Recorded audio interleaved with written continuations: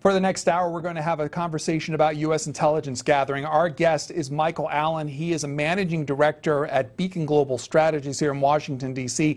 He's also the author of Blinking Red: Crisis and Compromise in American Intelligence After 9/11. Mr. Allen, welcome. Thanks for having me. Could you give a little bit of your experience in the background, specifically when it comes to intelligence matters? Absolutely. I was in the Bush White House for 8 years and worked in the National Security Council and was the legislative representative for the House Intelligence Committee and the Senate Intelligence Committee. And part of my work was to help brief the committees on what the sensitive intelligence programs were. And I was involved in a lot of the post-9/11 legislation that really restructured the intelligence community after the intelligence and failures after 9/11 in Iraq. Then I went on to write a book about intelligence, and in the last almost 3 years, I was staff director of the House Intelligence Committee, which is charged with certain oversight responsibilities over the intelligence community, including its budget, and including having a lot of hearings to try and delve into a lot of the intelligence programs that are in the news today.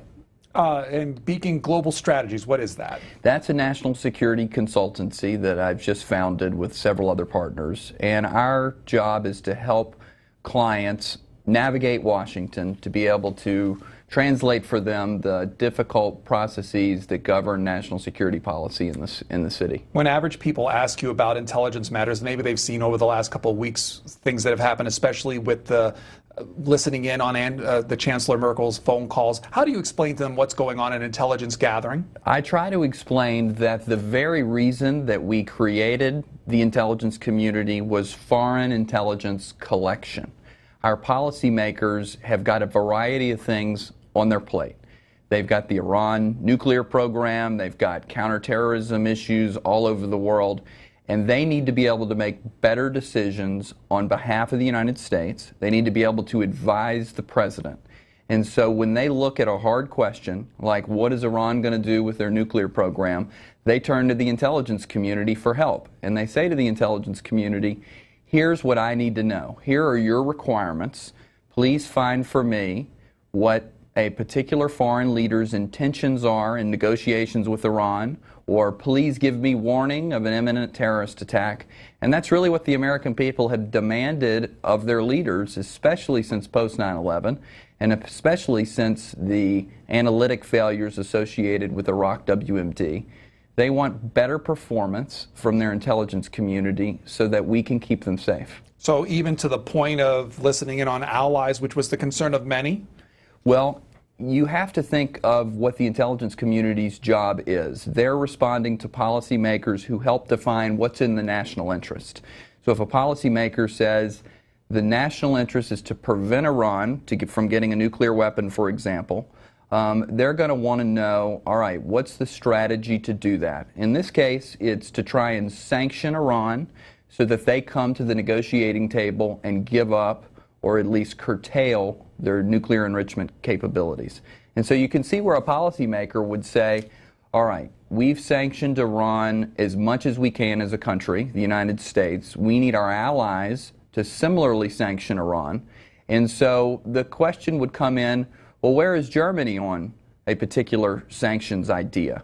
Where is France, or where are a variety of other EU countries? And so you can see why this would come up in a requirements process, in a discussion on how to achieve a foreign policy objective. When you go down then to the idea of listening in on a personal cell phone call, does that go too far? Well, look, the White House has got, our political leaders have got to make and apply a balancing test. They have to weigh the foreign intelligence gain from such a sensitive access, like you're saying, a particular intercept of a foreign leader's phone call. They've got to balance the gain they would get from having that insight with the foreign policy flap that would result if, like in this case, it was disclosed. And so you have to apply that balancing test. I think, judging from the newspapers, that's what the White House is doing this week. They're reviewing the posture of the intelligence community on a lot of these collection priorities. And they're going to make the balancing test. They're going to apply this test to see what makes sense for the country. The term I've heard applied to that idea is blowback. Is that appropriate? I think it's fair to say that the Snowden revelations have caused blowback all over the world and really done damage not only to our foreign policy but our intelligence collection mechanisms. So sure, I think it's fair to say there's a lot of blowback. He was a game changer in all this. Would you agree? I think so, because this is one of the greatest leaks and compromises of American intelligence in our history. It's really the equivalent of giving the other team our playbook. And so I think we're going to be really looking back on the Snowden years for years to come, perhaps as a point when some of our collection capabilities dipped.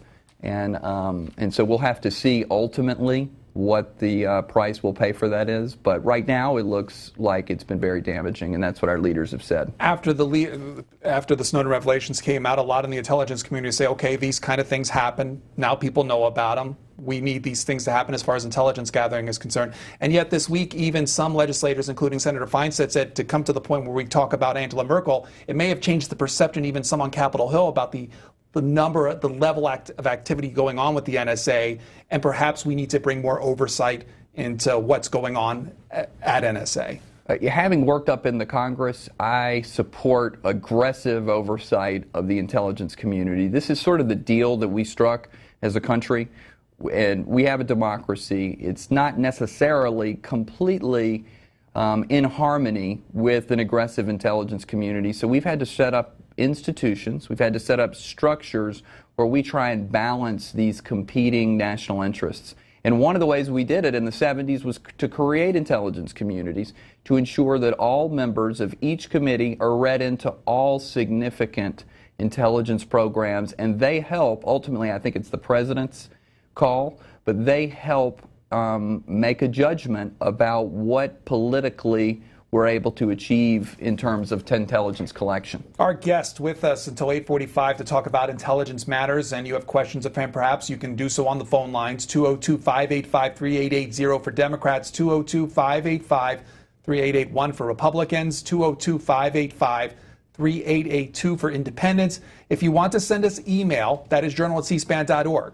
If you want to send us a tweet, that is CSPAN-WJ, and we'll take those momentarily. Our guest, Michael Allen of Beacon Global Strategies here in D.C., also an author of Blinking Red, Crisis and Compromise in the American Intelligence After 9/11.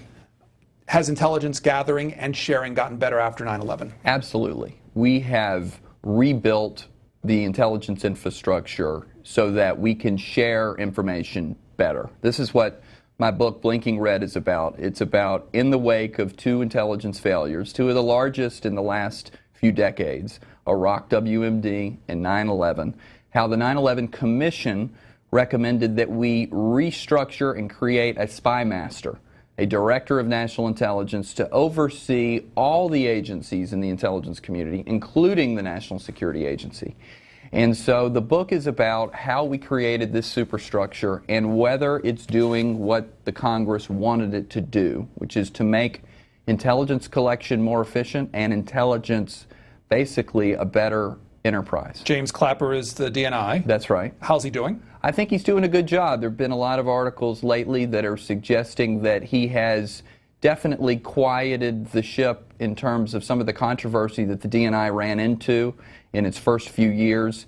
And David Ignatius wrote an article about him lately that said that he was exercising a lot of oversight over the intelligence community. So I think a lot of people are taking a hard look. How's he doing specifically in this instance, though? Because he appeared on Capitol Hill, talked about what was going on. How do you think he's handling this specific problem over the last week, specifically with Angela Merkel and others? Sure. I think it's the job of the Director of National Intelligence to be able to speak on behalf of the entire intelligence enterprise. So when he went before the House Intelligence Committee, in a rare open session of the committee this week, I think he was very helpful in trying to put in context just what the intelligence community's mission is. It's not that the NSA just decides on its own that it wants to go tap a particular foreign leader's phone call. He was helpful in explaining that we have requirements. Policymakers at the National Security Council and the President put requirements on the intelligence community, and they go out and respond to particular. So I think that was a useful public reassurance function that the DNI was exercising this week on the Hill. Let's hear from James Clapper, who testified on these matters. Here he is. If we had an alarm bell that went off whenever one terrorist communicated with another terrorist, our jobs would be infinitely easier. But that capability just doesn't exist in the world of technology, at least today. Over the past months, I've declassified and publicly released a series of documents related to both Section 215 of the Patriot Act and Section 702 of the Foreign Intelligence Surveillance Act, or FISA. We're doing that to facilitate an informed public debate about the important intelligence collection programs that operate under these authorities. We felt that in light of the unauthorized disclosures, the public interest in these documents far outweighed the potential additional damage to national security. These documents let our citizens see the seriousness, the thoroughness, and the rigor with which the FISA court exercises its responsibilities. They also reflect the intelligence community's, particularly NSA's, commitment to uncovering, reporting, and correcting any compliance matters that occur. However, even in these documents, we've had to redact certain information to protect sensitive sources and methods, such as particular targets of surveillance. But we will continue to declassify more documents. That's what the American people want. It's what the President has asked us to do, and I personally believe it's the only way we can reassure our citizens that their intelligence community is using its tools and authorities appropriately. Takeaways, Michael Allen, from that? He's trying to reassure the American people that the intelligence community has aggressive oversight. He's reviewing that not only do 2 congressional committees oversee their particular programs, but he's trying to address head-on this accusation that the FISA court is a rubber stamp. He's trying to explain that it's anything but a rubber stamp, that they are very aggressive in trying to hold the NSA and the Department of Justice to account. And I think that he's trying to reference some of the decisions that have been released in the past few months. He's talking about some that he's released in the name of transparency, which go a long way to show that the FISA court is actually being very rigorous in their auditing of the National Security Agency. We'll take a couple of calls. Here's Brian from Hawaii, Democrats line. You're on with Michael Allen. Brian, good morning. Good morning, sir. Mr. Allen, first off, we're a republic, not a democracy. Second off, the Bill of Rights is being violated. Privacy is being violated. Our national interest, everybody is perceiving us now as an aggressor. And this isn't new. We've even gotten rid of habeas corpus in certain cases. The last time this happened, my aunt, Mary Jenkins Surratt, was hung in Washington, D.C. with bad intel. And I worked in the intel side in teaching it. This is treason. And whoever wrote this stuff, you can put all the fancy stuff you want on it, but you're violating the Bill of Rights and the Constitution of my country. And as a retired Marine, it pisses me off. Fair enough. I think this is, a lot of people feel very strongly about some of the intelligence programs that we've put in place since 9/11. I think that, however, we've got to remember why the policymaking community and the intelligence community have gone towards more aggressive collection techniques since 9/11. And that's because we were horrified by what happened. And we had an extensive auditing of what happened in these particular intelligence failures. And one of the conclusions that these commissions made about Iraq and about 9/11 was that we had insufficient intelligence collection. In the case of 9/11, we had 9/11 hijackers living among us here in the United States. And if we had had some of the tools that we have now, particularly this 215, which is so much debated. Of the Patriot Act. Of the Patriot Act. This is the records of who calls whom. If we had had that particular program in place, we might have been able to just figure out when one of the hijackers was in San Diego, who he was calling around the United States, and we might have had a fighting chance to try and foil the plot.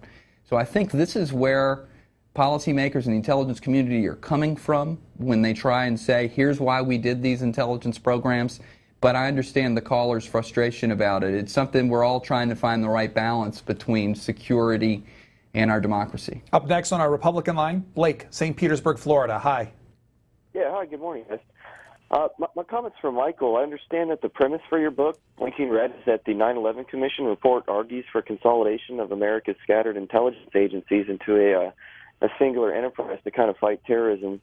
Now, in 2007, current Secretary of State John Kerry publicly acknowledged that based on the danger of World Trade Center Building 7 destroying other things around it, it was brought down in a controlled fashion. So my question is, why do you believe the 9/11 Commission never once mentioned Building 7 in the report? I think the 9/11 Commission did a good job of trying to run down every particular theory that was out there on how the 9/11 Commission, or at least how the 9/11 attacks occurred. And so I would have to go back and check specifically and talk to some of them about whether they examined the issues you mentioned. But generally, I think the Commission's rendition of the facts of 9/11 were generally thought to have been very, very accurate. Now, there were controversies about the recommendations, and that's what the book is about. But on the actual facts of the 9/11 story, I think most historians think they got it right. Joining us now to talk a little bit, not only as far as what's going on, but the reaction from Capitol Hill is Jeremy Herb. He's with the Hill. He's their defense reporter. Mr. Thanks for joining us. Thank you. Talk a little bit about legislative efforts when it comes to intelligence gathering. A couple of things on the horizon as far as being worked on when it comes to oversight. What's being discussed on Capitol Hill? Yeah, we have two competing bills that came out this week. One from Senator Patrick Leahy, and who's the chairman of the Judiciary Committee, and Jim Sensenbrenner, one of the co-authors of the original Patriot Act, and the other one from Chairman Dianne Feinstein, the Intelligence Committee head, that her committee passed this week. The Leahy-Sensenbrenner bill would essentially end the bulk phone collection data program that has been one of the most controversial elements of the leaks from Edward Snowden. Feinstein's bill, on the other hand, codifies that while placing some restrictions on it. And so these are kind of headed for a showdown in terms of which one Congress is going to go with. Why target this specific activity? Leahy and Sensenbrenner and critics of the NSA say the program goes too far and that it does violate Americans' privacy and needs restrictions. They say this isn't actually helping encounter terrorism, and it's just collecting the phone data of millions and millions of Americans. Feinstein disagrees. She says that this is a key counterterrorism program and it's legal as well, and that's the other disagreement is over the legality of it. It's going to be one is in the Judiciary Committee, Leahy's bill, the other one's in the Intelligence Committee, and so you kind of see that divide there. So aside from the authors themselves, what's been reaction to these two bills on Capitol Hill? This is something that doesn't break down along party lines. Supporters of Leahy's bill include people, liberals like Ron Wyden, conservatives and libertarian-leaning conservatives like Rand Paul. Feinstein bill is backed by, Saxby Chambliss, who's vice chairman of the Intelligence Committee, and it's kind of the more hawkish Republicans and more moderate Democrats. We had a vote in June, I believe it was, over an amendment from Congressman Justin Amash that would have also ended the phone data, and it was a very close vote. It was 207 to 215, and only since then we've only seen more and more kind of outrage in Congress over these programs. So now that we have bills, what's talk about hearings hearings or discussions about the bills? What's the action? Yes, so the Senate Intelligence Committee marked up its bill this week. It was an 11-4 vote, and that committee rejected Senator Mark Udall, who is one of the critics of the NSA. He tried to do more to end the phone data program, and that was rejected. That's going to go to the floor. Leahy says that his bill is going to get marked up soon, and so what happens from there is going to be interesting to see how Harry Reid wants to deal with these two competing bills on the floor. And two major forces behind it as far as the legislative forces behind it, as well as far as the legislators themselves. Oh, absolutely. And these are two, senior Democrats. They've been here a long time, and they agree on a lot of issues. It's just on this particular one, Feinstein is very adamant, even though it's interesting because she criticized the NSA this week over spying on foreign leaders, but that's something that these two bills don't get into. These are mostly about the phone collection data. Leahy's bill, grants an advocate on the Fifth Court. Feinstein's bill only lets a friend of the court briefs be submitted. But again, it's about the phone data and FISA as opposed to the spying on foreign leaders. Jeremy Herb of Hill, he serves as their defense reporter, talking about surveillance legislation. that was marked up and discussed this week. Mr. Herb, thank you for joining us. Thanks for joining us on a Saturday as well. Thank you. Your reaction to the specific legislative efforts? I think Jeremy's exactly right. We've got sort of a jurisdictional rivalry in the Senate right now. We've got two committees that have jurisdiction over the Foreign Intelligence Surveillance Act, and they've got different views on the particular intelligence programs that have been done in the name of FISA. And so Senator Reid and Senator McConnell are going to try and have to work through which bill would actually make it to the Senate floor. And of course, if you've got to have 60 votes, it really feels like there might be a lot of procedural hurdles to get through in order to see action on that in the Senate. Butler, Oklahoma is where Randy is, and Randy joins us on our independent line. I thank you for taking my call. Having watched this intelligence community pretty seriously since 9/11, I have zero confidence that they can stop a domestic terrorist locally. I think the $70 billion we spend on the national security intelligence should better be spent on the local police forces. They couldn't stop those two kids in Boston.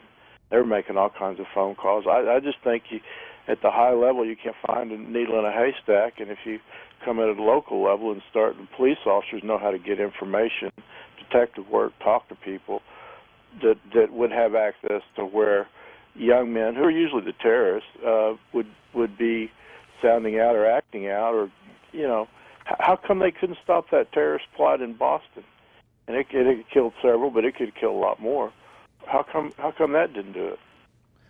Well, I think that you're seeing what a lot of foreign policy experts have noted here in Washington, which is that it's very, very difficult to be able to detect a homegrown terrorist, someone who becomes self-radicalized, perhaps on the internet, or in the case of the Zarnev brothers, maybe by a trip to Russia. And so this is something that we've been trying to grapple with as a country, which is we have people within our borders who may become sympathetic to an al-Qaeda-like ideology, and we've got to figure out good ways, not just with local police forces, as you mentioned, but others in the community, to be able to detect when someone is becoming more susceptible to this kind of radical ideology and be able to intervene before it takes a violent path like the Zarnev brothers case did. And even in that case, there were questions about intelligence that was shared and available. That's right. And this is something that all bureaucracies and all governments have got to be able to work on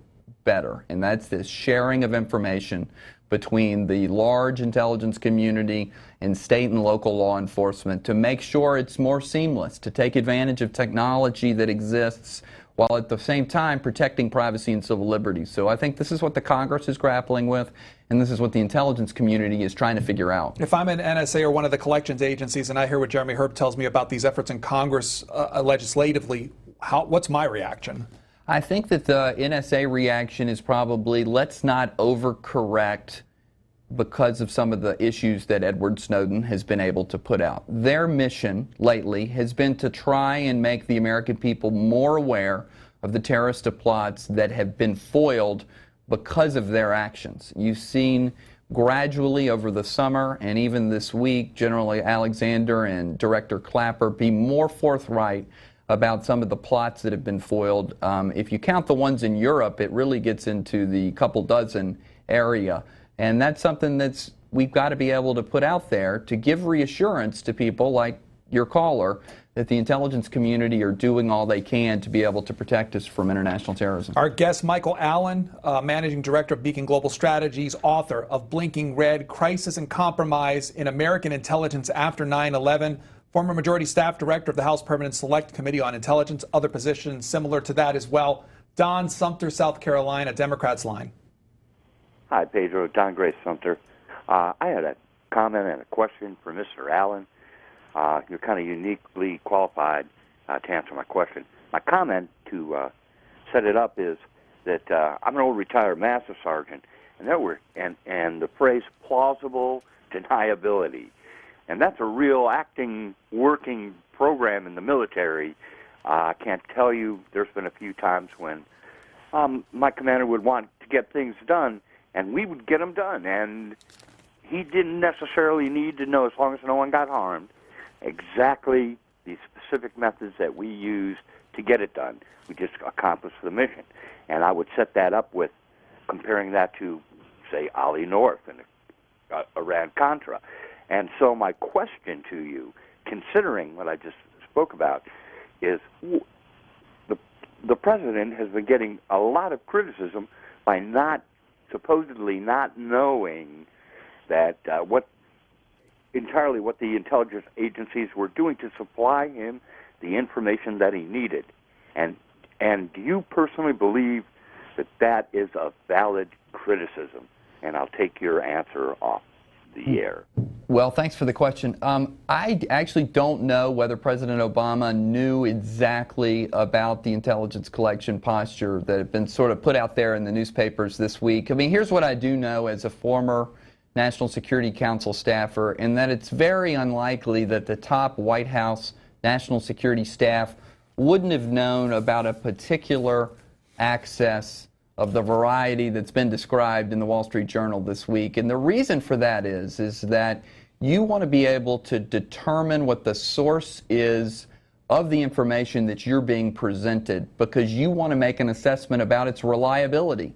You want to be able to know if you're preparing the president for a phone call with a foreign leader or a summit meeting with a foreign leader, the president's going to ask you questions, and you're going to want to be able to answer them forthrightly and with complete confidence that what you're giving the president is absolutely reliable. And so it's plausible to me that in the course of some of these meetings with the president that it came up about how we got particular information. But, you know, obviously I'm not there and I don't know. But having worked on the NSC staff, I think it's very likely that at least the very senior people at the White House knew what was going on. Would that have been transmitted through the daily briefing he gets?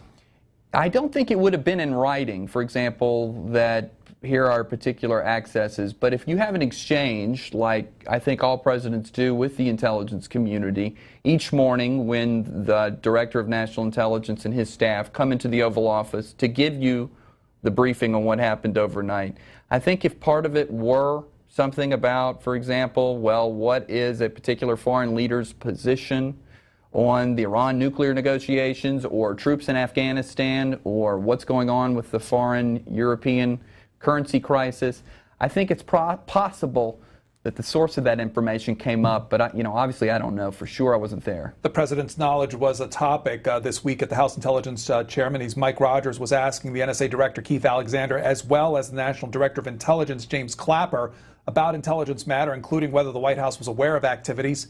Here's the exchange. Those screenshots that show, or at least lead people to believe, that we, NSA, or the United States, collected that information is false. And it's false that it was collected on European citizens. It was neither. Yeah. Well, it certainly has created an international row, but what I would argue is very poor, inaccurate reporting, something that we're going to have to deal with here in the future. I'm glad you clarified that. Incredibly important. Director Clapper, I'm going to ask you this, given the recent row about leaders that may or may not have been collected, or numbers that may have been in the possession of the U.S. intelligence services. Would it, in fact, any value of that information find its way to at least the National Security Council in the White House? Well, it certainly could. If you're speaking, I'd rather not speak specifically, but speaking in totality, clearly leadership intentions are an important dimension of the landscape out there for all policymakers, whether in the White House or elsewhere. So just given your history, given the likelihood that the Intelligence Committee, at least the House Intelligence Committee, was aware of information that may be of value on any foreign leadership and intention plan, wouldn't logically the administration have access to that same information? Well, as I indicated earlier in my description of the NIPF, they may not have information specifically related to a specific selector or any specific collection target. What they would see, though, would be the output of this in its total dimension.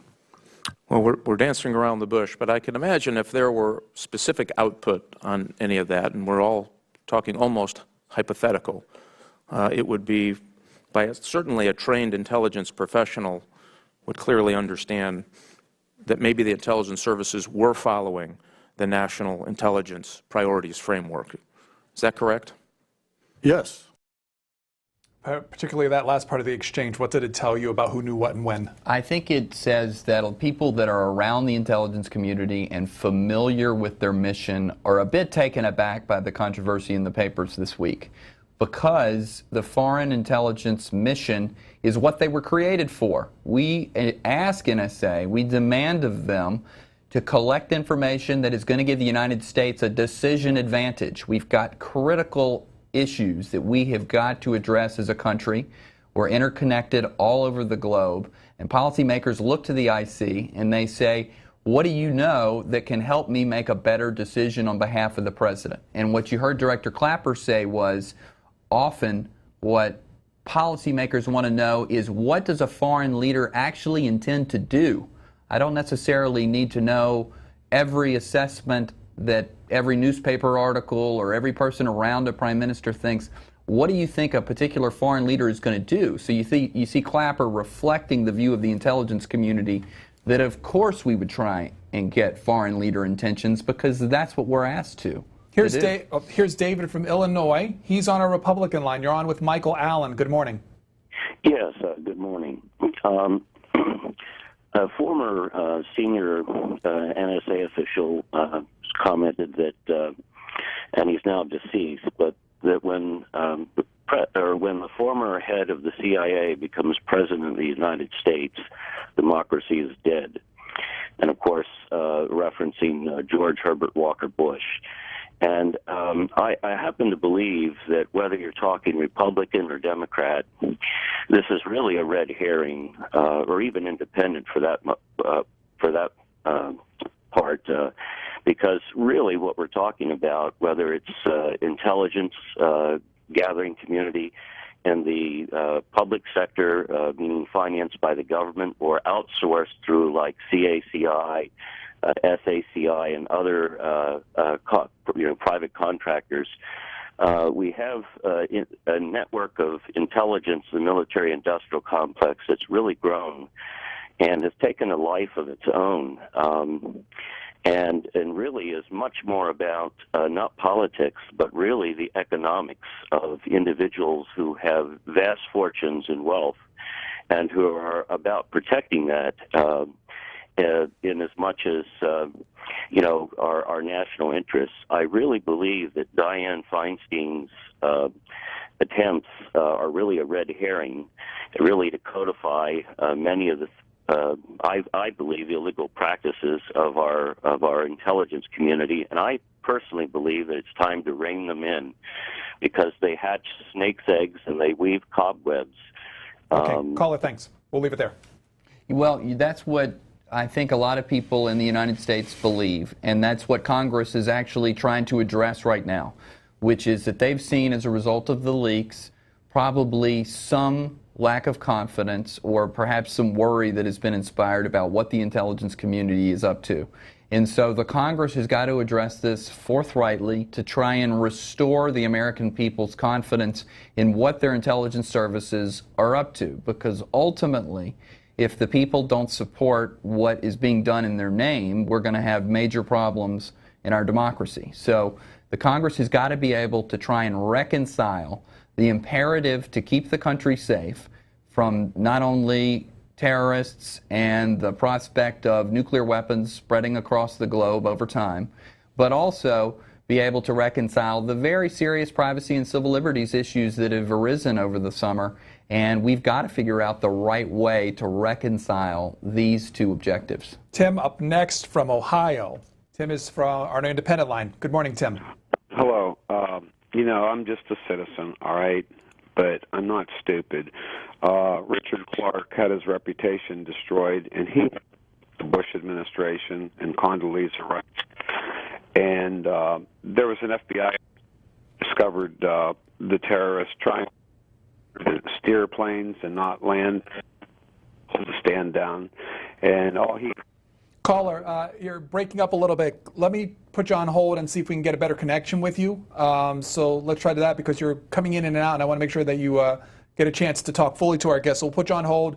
Diana from California Democrats line. Hi. Hi there, first-time caller. Thank you so much for taking my call.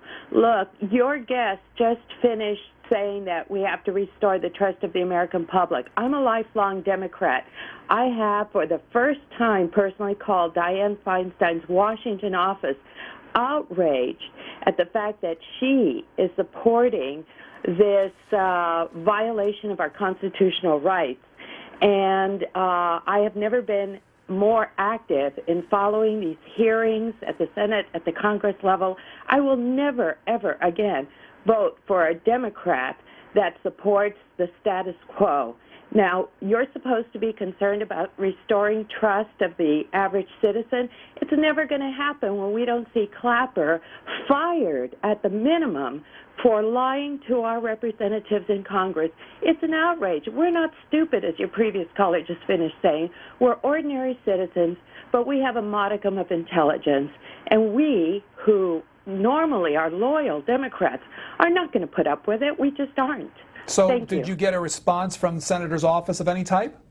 No, just her a very long emails explaining that we have to agree to disagree. No, she's part of the money-making, profiting, supporting. She gets all kinds of funding from these contractors. We know, as your previous caller was trying to say, this is all about a big money-making, job-creating, private industry, private contracting mechanism. We're not fooled. That's Diana from California.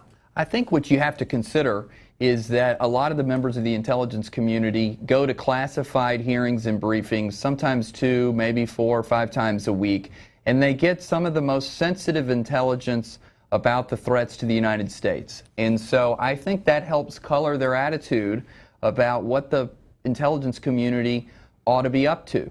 But I think the thrust of what you're saying is that the intelligence community and the president have got to do a better job in explaining that the intelligence community of the United States has no interest in listening to the phone calls of average Americans. What they're interested in are those that might be agents of a foreign power who are engaged in some kind of counterterrorism or some kind of terrorism activity, or in some cases helping with the proliferation of particular nuclear parts and the rest.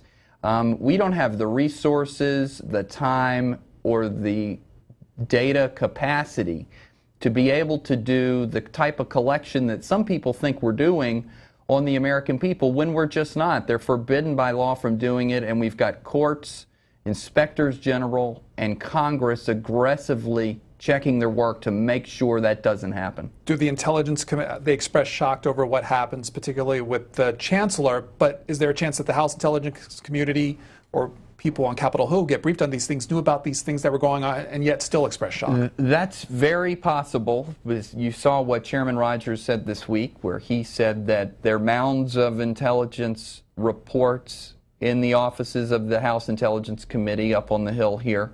And so I think it's really incumbent upon those of us who work there and those of us who've had the opportunity to see their work to try and be aggressive and be studious about what the intelligence community is doing so we can ask the right questions of them before it comes out in the newspaper. What's a briefing like? Well, a briefing is where it's in a secure, compartmented facility, so you can't bring cell phones in, and it's sort of soundproofed to thwart eavesdropping, ironically enough.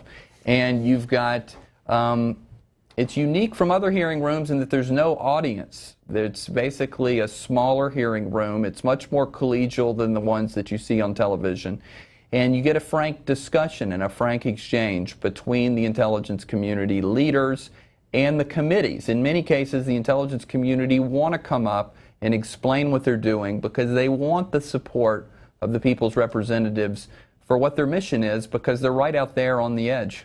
If they leave, can a member leave the hearing and do follow-up investigation, research on their own on the topic they've been briefed about? They can. They can work with the Republican or the Democratic staff of the House or Senate Intelligence Committee and say, I'd like to follow up on this particular issue, and they often go out to the intelligence agencies and ask for briefings and receive them. Now, that's usually the discretion of the chairman and the ranking member about what the committee will do sort of as a committee to dedicate all the resources of the staff, because like any congressional committee, you've got some limitations on resources, but yes, individual members of the committee can follow up on the issues they're interested in. Can that extend also if the research or the intelligence in question is being done by a contractor?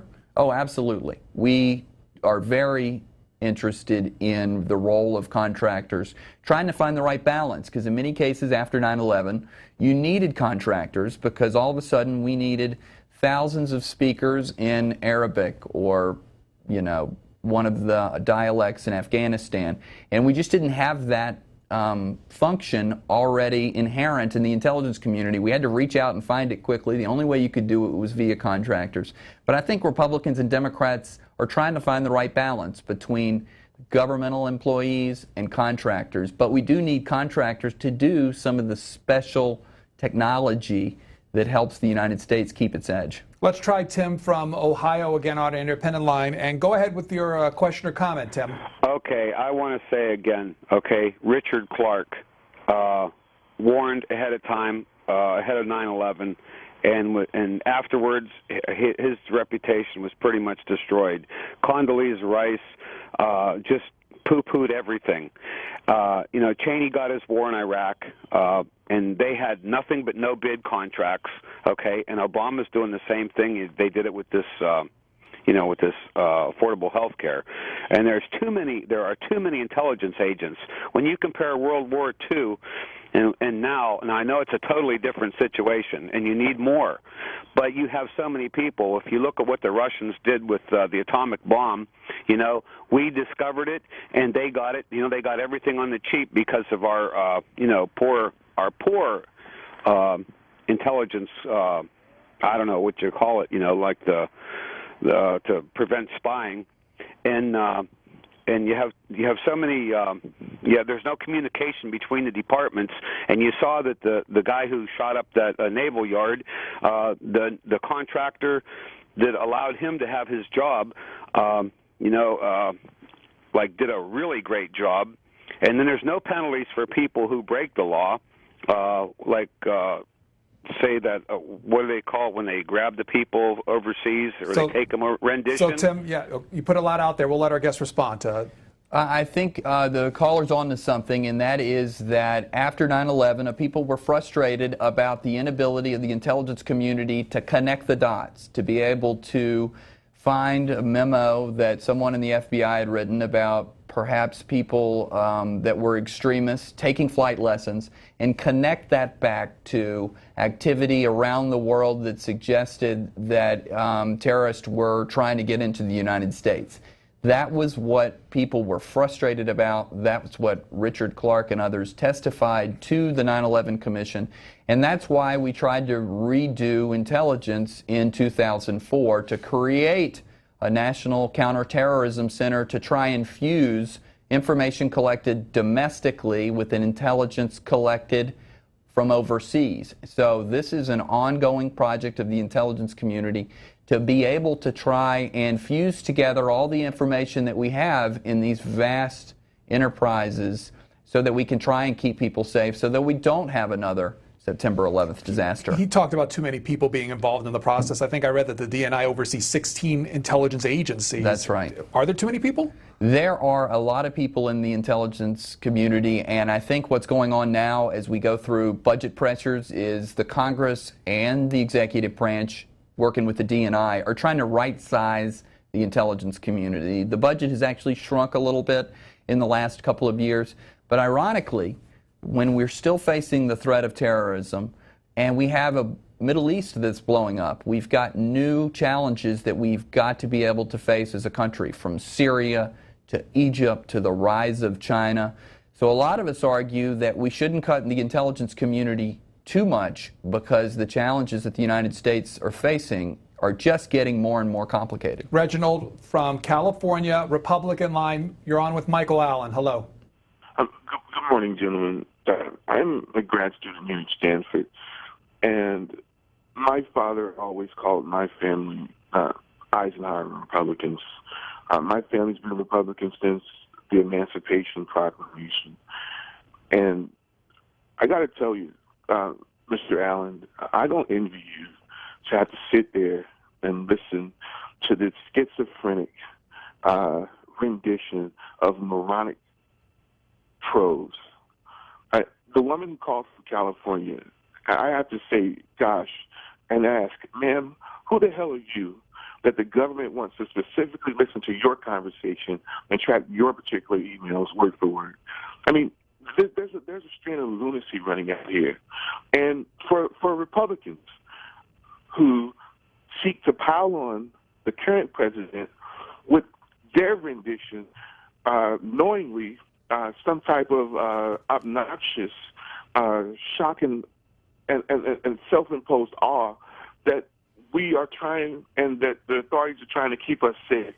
You should be ashamed of yourselves, because when the previous president who I voted for, if he would be in office right now, you'd be defending all these programs left and right.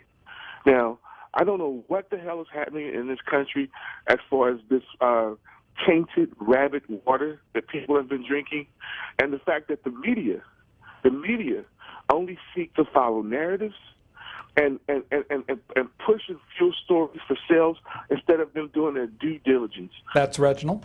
I agree with the caller that the media and those of us that are out speaking on these particular issues have got to be very judicious about the facts. Try not to sensationalize what's going on. I mean, I think you saw this week the suggestion that the United States was collecting millions of conversations in Europe, only to see the DNI come out and correct the record later in the week when the General Counsel said that these were in fact collected by the French intelligence service and they were given to the United States as part of a counterterrorism program. So we have all, when we read the articles, need to be able to take a deep breath, try and keep it in context, and let's wait until the truth comes out through hearings and the rest. A lot of what's in the media is obviously very true, but we've got to be very careful as we try and parse through exactly what is happening and why. You hear statements from security and the NSA saying, we only collect metadata. We don't know exactly who does what and where unless we specifically have to know that.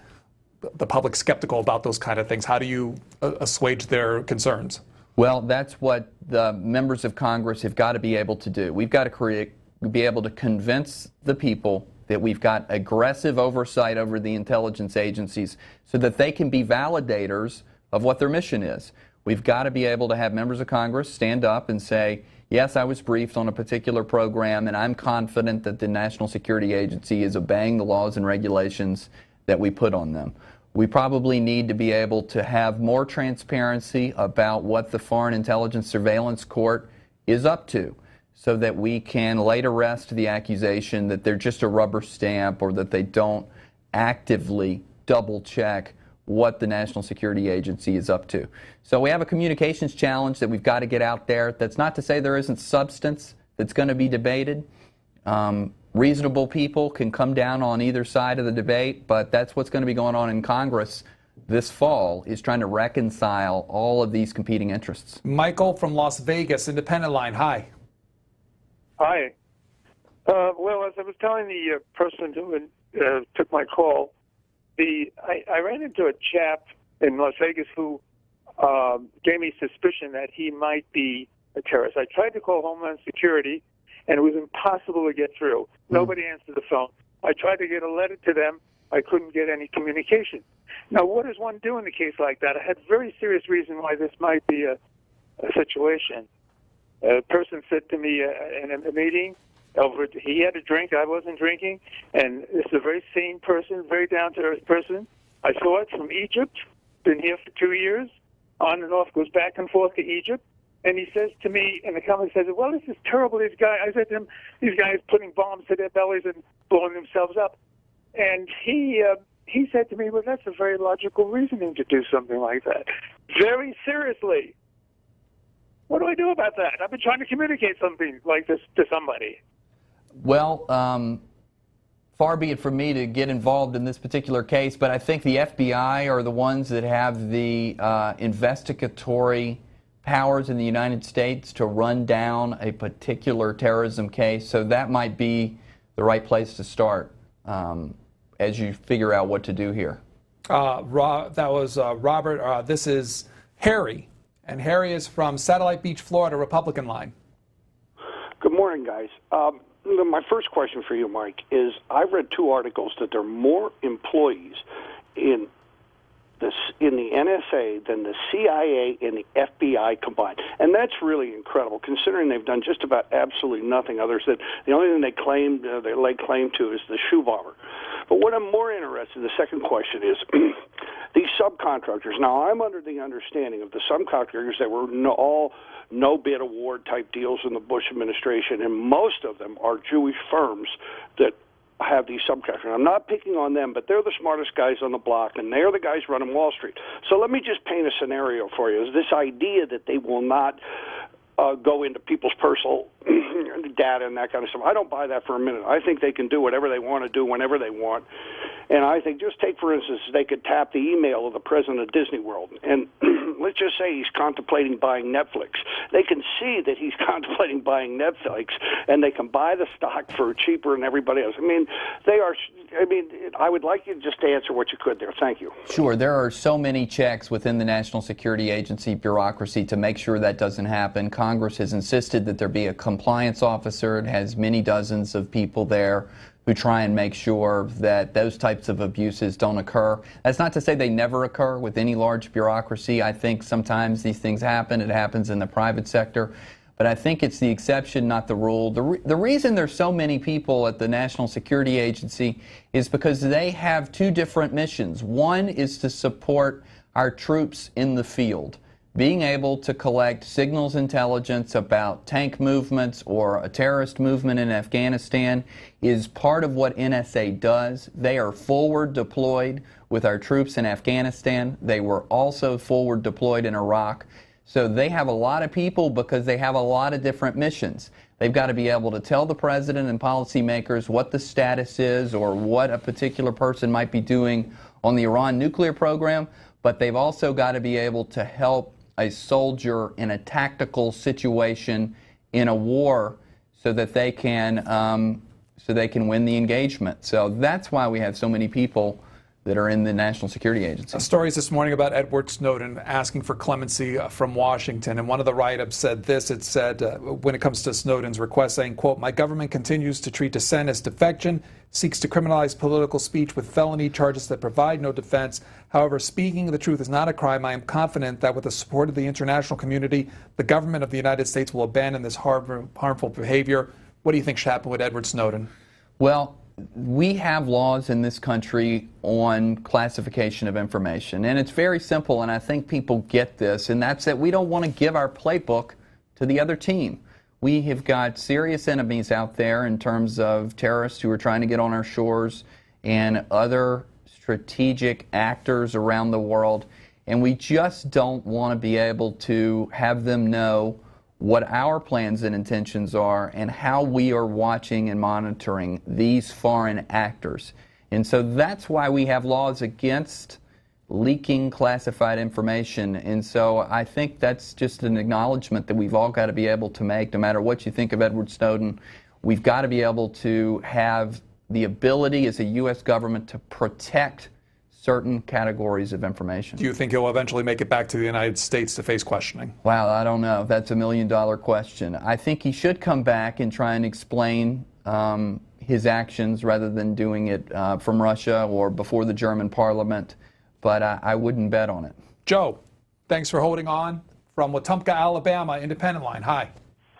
Yeah, my first question is this Beacon Global, are they apolitical, or are they Republican or Democrat? I'm assuming you're going to say apolitical, but I don't believe that the NSA is not collecting everybody's phone calls, everybody's emails. It's too too obvious that they are. They don't need that huge building out in the Midwest if they're not collecting everybody's information. And I don't trust them. And I don't trust. I'm an independent. Alabama has only no Democrats or Republicans. Everybody registers, and not as a party, but you're basically independent. I don't trust the congressman from Michigan, or what's his name, King from New York, that are so far just in the deep water with the security agencies. They can't be trusted. But so I'm from Alabama too, so I know about political registration down there. My firm is Republicans and Democrats, so I think we would call ourselves bipartisan. On the issue of American citizens, I don't think the NSA or the intelligence community has any interest in reading the emails or listening in on the phone calls of average Americans. They have got more than enough to do to combat terrorists and others around the world. When we talk about the phone program, it's the phone records of who called who. It's not the content of the communications. They don't have an interest or the ability, frankly, to be able to do that unless there's an open terrorism investigation or some kind of case on somebody in particular. So I think that's what I would say to the caller. Mary will be the last call from California Democrats line. You're on with Michael Allen. Good morning. Good morning. Let me preface this by saying that I had the same kind of clearances that Mr. Snowden had. I'm a computer professional. The comment I wanted to make, and I think it's disingenuous of all of the people that are commenting on this to say that the NSA has no interest in our personal phone calls or emails. That's probably correct, but it is inherently dangerous for any government to have that kind of information because there's no guarantee that particular individuals within the government might not be very interested in that kind of information if it's a political opponent. You know, I don't trust any government. You know, power corrupts, the whole business about power corrupting and so on. And if someone decides that a person is dangerous to them politically or something, I'm quite sure that they could get somebody to look up the phone calls and the emails of this person and use it. And I'd appreciate your comments on that. Well, you're right to be worried about it. I mean, it is something that requires oversight. It's something that requires multiple checks so that one individual couldn't abuse the system. And so that's why in this particular case, the database of the U.S. phone calls, it's a segregated database. Only a certain number of trained people can get in, and no one can sort of get in on their own. Snowden didn't even get into this database.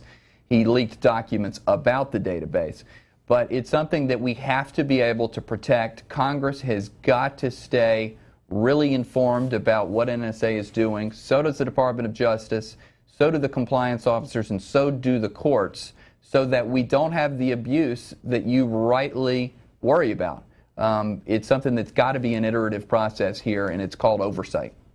So as far as looking forward, do you see more oversight coming over the agencies? I do. I think that Congress is demanding more transparency and more sort of intrusiveness into the everyday operations. Even the Feinstein bill seeks to put in statute what is now just sort of NSA's practice, and that is that we can't look into the particular database unless there's a reasonable, articulable suspicion of terrorist activity.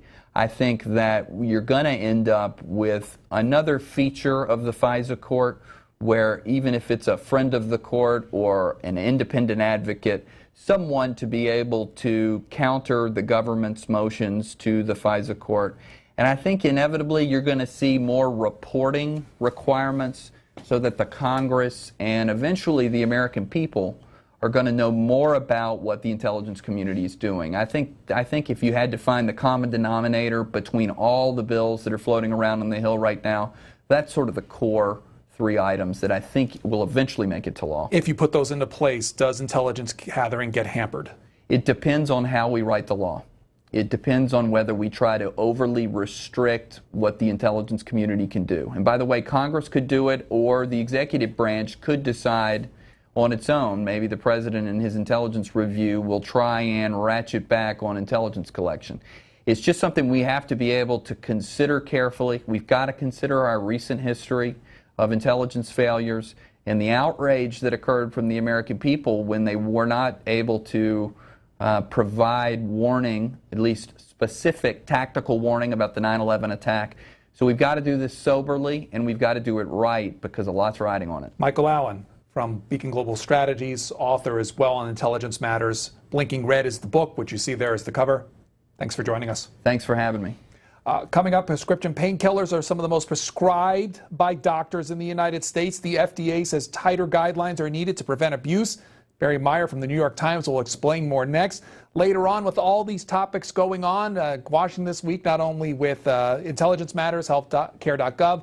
We'll give you a chance to comment on those in our last half hour of the program. But first, I want to talk to you about what's going on our sister channels, C-SPAN 2, C-SPAN 3, which turn into Book TV and American History TV, respectively. It's a Helena, Montana weekend, all weekend long on the two channels. They're featuring the literary scene and the history of Montana's capital city.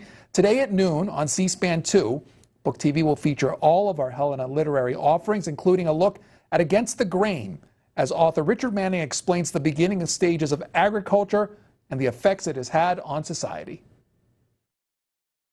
Agriculture was in some ways a devil's bargain. We began by domesticating wheat, and that's the way we always talk about it, but the fact is that wheat domesticated us in some ways, and we gave up the freedom to wander and hunt and gather as we had done for 50,000 years. That may be better or worse than agriculture in some ways, and we can argue that as a value judgment, but the fact is evolution made us to be that way, and we surrendered the conditions that we evolved under.